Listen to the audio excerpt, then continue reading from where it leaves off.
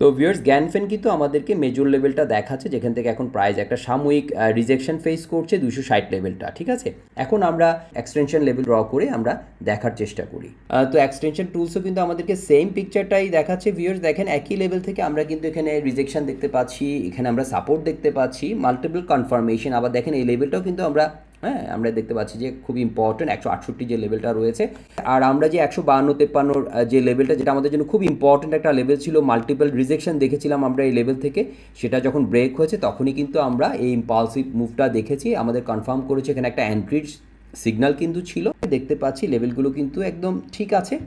Fibonacci সার্কেলসও কিন্তু আমাদেরকে same পিকচারটা দেখাচ্ছে। ভিউয়ার্স দেখেন মেজর লেভেল, হ্যাঁ, এবং আমাদের লেভেলগুলো একদম কনফার্ম করছে, একদম অ্যালাইন করছে। দেখেন কোনাকুনি লেভেল, আমাদের হরিজন্টাল লেভেল এবং সার্কেল আমাদেরকে কিন্তু সেম লেভেলগুলো আমরা পাচ্ছি এখানে, যেগুলো আমাদের মেজর লেভেল।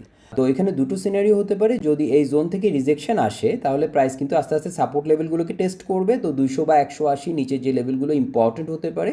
অন্যদিকে আমরা 260-এর উপরে যদি স্ট্রংভাবে ব্রেক করে সেক্ষেত্রে এবং হোল্ড করতে পারে তাহলে কিন্তু কন্টিনিউশন দেখা যেতে পারে। তবে যদি 168 লেভেলকে ভেঙে ফেলে তাহলে কিন্তু আমরা স্ট্রাকচারটা ব্রেক হয়ে গেছে, আমরা সেটাই ধরে নিব।